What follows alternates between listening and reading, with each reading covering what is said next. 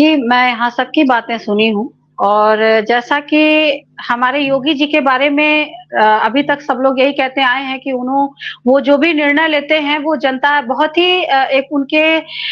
जज़्बा के साथ लेते हैं। उनके अंदर ये नहीं है कि निश्चल भावना से वो लेते हैं, भले ही कर्मचारी जैसा कि अभी कमलुद्दीन जी ने कहा है जो कांग्रेस के प्रवक्ता हैं कि वो अकबर नगर का मामला आया या जहाँ का भी मामला आया, मैं भी देखती हूँ कि ऐसे मामले जो होते हैं वो गरीब जनता को ही झेलना पड़ता है अभी तक जो हम लोग देखते आए हैं। बुलडोज़र तुरंत चल जाता है। इसमें बहुत सारे ऐसे लोग रहे हैं जो गैंगस्टर रहे हैं, ऐसे लोगों के ऊपर भी बुलडोज़र चला है और उसमें कहीं न कहीं आम आदमी भी पिसा है।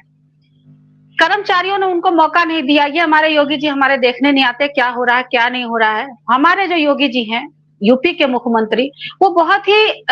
निश्चल भावना से और एक ऐसी भावना से काम करते हैं जो नज़ूल के ज़रिए ये जो नज़ूल वाला इन्होंने योजना लाया या बिल लाया है, इसमें हमको ये देखने को मिला है कि वो वाक़ई में जनता के लिए कुछ करना चाहते हैं, जनता के हित के लिए कुछ करना चाहते हैं। उनके नज़र में सिर्फ़ यही नहीं है कि अकबर नगर तोड़ दें और बसा दें या जो भी सरकारी ज़मीनें हैं उसको लेकर के गरीबों को परेशान करें। इसमें वो लोग भी पिस रहे हैं जो ऐसे तबके से बिलॉन्ग करते हैं, ऐसे जगह से आते हैं जहाँ की बहुत ज़्यादा पावरफुल लोग होते हैं। तो ऐसे लोगों की नस इसमें दब गई नज़ूल वाले कार्यक्रम में और हम जो है चुनाव से पहले ही हम लोग ऐसा देखते आए हैं कि योगी जी को लेकर के अंतर जो उनका कलह है वो चलता रहा है और ऐसा नहीं कि केजरीवाल जी आए थे तब उन्होंने ये बयान दिया था कि योगी जी को हटाने की बात चल रही है।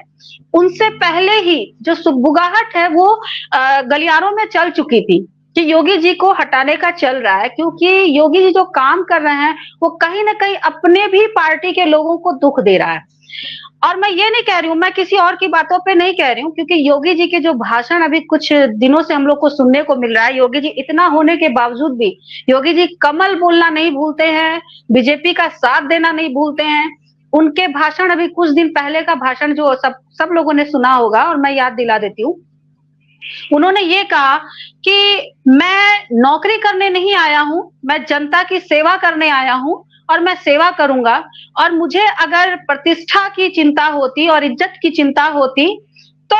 मुझे मेरे मठ में ही ये बहुत ज़्यादा मिल जाता, मुझे यहाँ आने की ज़रूरत नहीं थी। तो ज़ाहिर-सी बात है, इससे ये ज़ाहिर हो जा रहा है कि ये उनका दर्द है, जो वो कह रहे हैं लोगों को अपने बातों को एक जो कहते हैं कटाक्ष के ज़रिए या किसी भी कन्वर्सेशन को इस तरीके से कह देना कि मैं यहाँ क्योंकि ये देखिए जनता के लिए तो ये बात कह नहीं सकते, क्योंकि वो नौकर ही हैं जनता के, कोई भी नेता हो, कोई भी नेता, वो प्रधानमंत्री हो, मुख्यमंत्री हो, वो जनता की सेवा करने आया है, एक सेवक के रूप में उसको देखा जाता है और सेवक को एक नौकर। वो जनता को कह नहीं सकते, विपक्ष को कह नहीं सकते क्योंकि वो नौकर विपक्ष के हो नहीं सकते।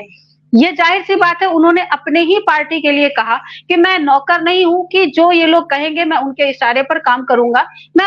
अपने और जो देश हित में जो काम होगा, जनता हित में जो काम होगा, मैं वो यहाँ पर करूँगा। तो इससे ये बात क्लियर हो गया कि अंतर कलह कहीं न कहीं चल रहा है और जब अयोध्या हारे, कई ऐसी चीज़ें हुई हैं जिसमें कि योगी जी के ही ऊपर जो है ठीकरा फोड़ा गया कि इनकी वजह से ही ये सारी चीज़ें हुई हैं। तो अंतर कलह जो है वो साफ-साफ दिख रहा है। मुझे नहीं लगता कि विपक्ष को इसमें बोलने या कुछ करने या हम उसको दोष दें, ये ज़रूरत है। और एक बात और साफ क्लियर है कि जो लोकप्रियता है योगी जी की यूपी में, सिर्फ एक बार चुनाव से पहले एक ये जो इन लोगों का कहना है कि एक हवा चला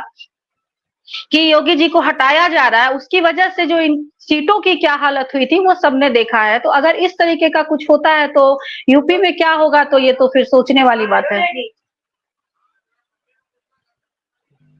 ठीक है कंचन जी, बहुत बढ़िया तरीके से आपने पूरा विस्तार में बता दिया। अभिषेक भाई मैं आपके पास आ रहा हूँ। आपने सबका सुना, भाजपा से लेके आम आदमी पार्टी, कांग्रेस का भी आपने सुना। क्या मतलब जो रजत जी बता रहे थे या अभी कभी बता रहे थे, पूरा विश्लेषण कर दिए थे कि क्या है, आपने भी इसके बारे में बताया और हमने भी बताया। लेकिन क्या यही मान के चला जाए कि आज योगी जी के पिछले कई महीनों का अगर स्थिति देखा जाए तो एक लाचारी के दौर